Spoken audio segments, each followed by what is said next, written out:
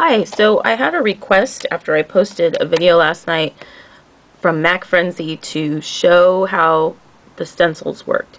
And actually, after I made the video, I was playing, of course, with all of my new pens and things, and the stencils were not, well, it took a little while to figure out what kind of pens would actually work with the stencils because they're really tiny. I mean, if you see in comparison to like a fingernail, they're smaller than my fingernail.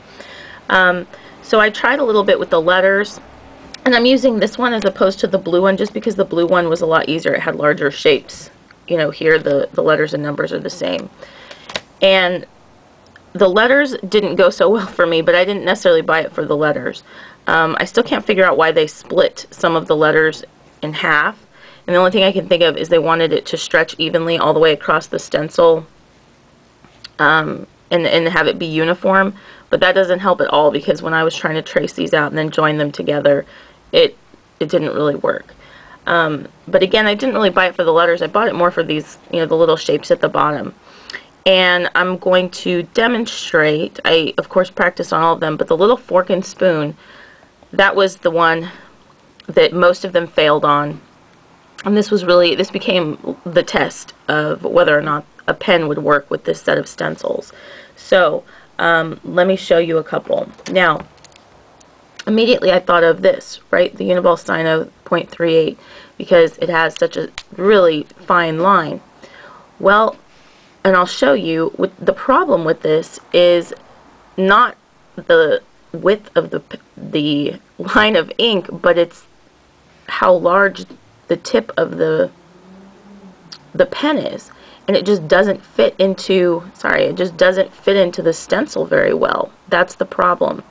So I learned that pretty quickly, and I will show you here. I'm just at a different angle, so I'm going to try to keep it in the picture.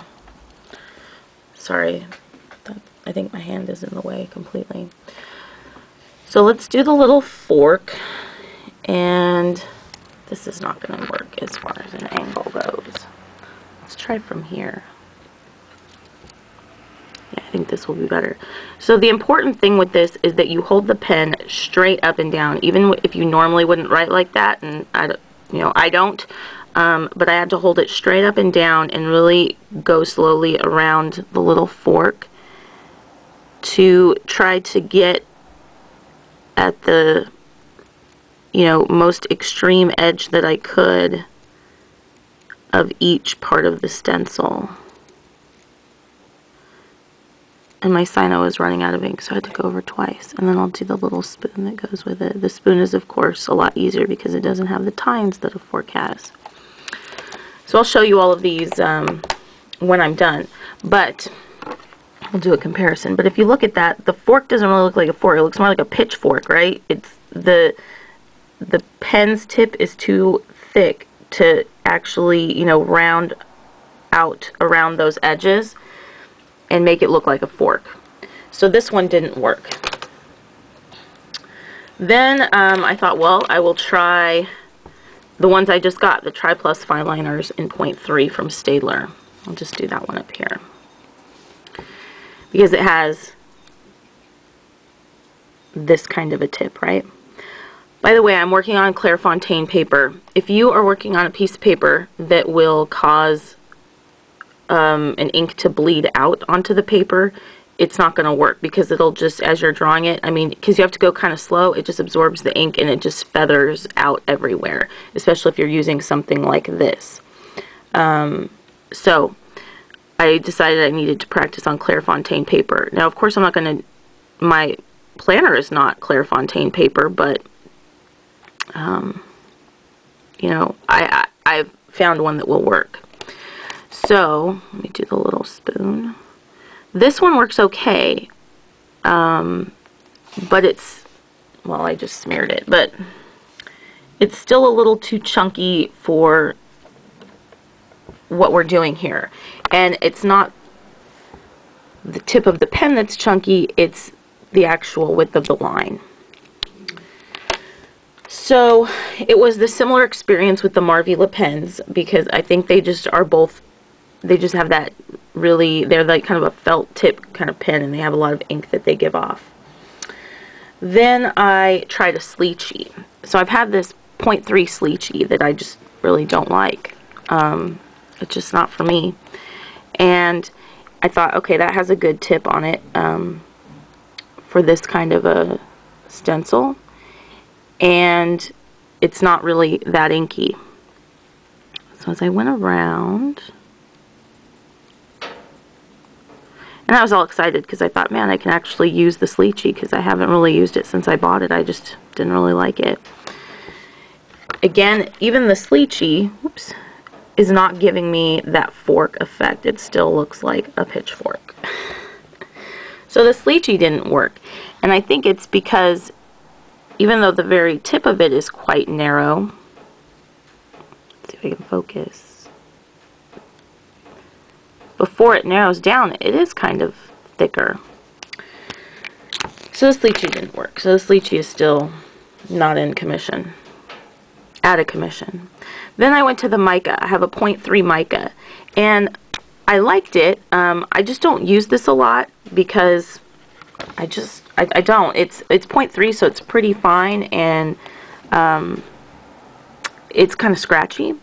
But I thought this might be perfect for the mica. Look at how tiny that tip is.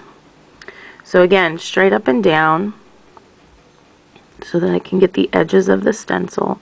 And I'm doing the fork again because it was the most detailed of all of them. And the other ones were much easier once I found one that worked with the fork, right? Okay. So now we're getting somewhere. The fork is actually starting to look like a fork. So, compared to these other ones, you can see the difference. So the mica is a pen that will work with this. In fact, it's like the perfect pen for this. And so this is going to be one of my dedicated stencil pens, which I'm excited because I don't use this a whole lot, and now I know I will. Other things that worked with it. So once I realized the mica worked with it, I'm like, okay, let's try the Kaleido. I have 0.4s in the Kaleido, so this was a 0.3. These are 0.4s, but it's a really fine line of gel ink that will come out, so it's not going to really bleed through, and they both have a similar tip to them. So let's look at the Kaleido again, straight up and down.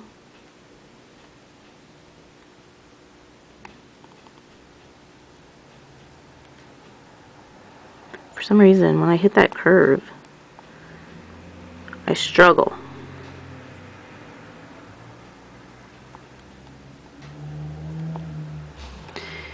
And the Kaleido gives me a similar satisfactory result.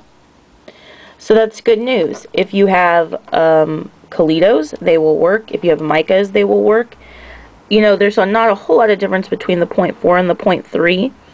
I think if I compare the tips of those two pens, the mica is a little bit better just because it's the 0.3. But I mean, if we look at the tips of the pens, they're almost exactly the same. The mica is also a little bit better because it has a longer tip to go in that stencil, whereas this one's a little shorter. But these both work. And I would highly suggest, if you're thinking about getting these stencils, to get one of these two pens to work with the stencil. Then I thought I'd just give fountain pens a try with it. I have this one inked up. It's a Pilot Kakuno. And I got all of this stuff from Jet Pens. I got the stencils, I got the mica, the High-Tech C Kaleido, and I got the Pilot Kakuno from Jet Pens as well. And if you can see, this one has a nice fine tip too, right? And I'm on Clairefontaine paper. It is definitely not going to work on regular notebook paper. The other, it works a little bit. The other thing is, you know, with a fountain pen, you don't have the luxury of being able to twist it necessarily all around and have it work properly with the nib, as opposed to something like a gel pen or a ballpoint pen. But we're going to try it and see, because, you know, I've got to hold it straight up and down, right? And that's not normal for a fountain pen. That's not a good angle. But let's see. And then the other problem that could arise is that fountain pens, you know, they'll be likely to bleed that ink out. depending on the type of paper you're using. Oh, I just smeared the whole thing. So, okay, there's hazard number 1. Let's try again. It's actually looking pretty good.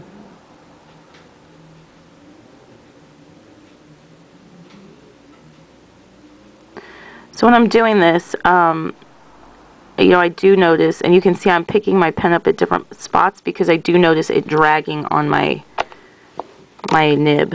But it still worked. Look at that. That looks just as good as those.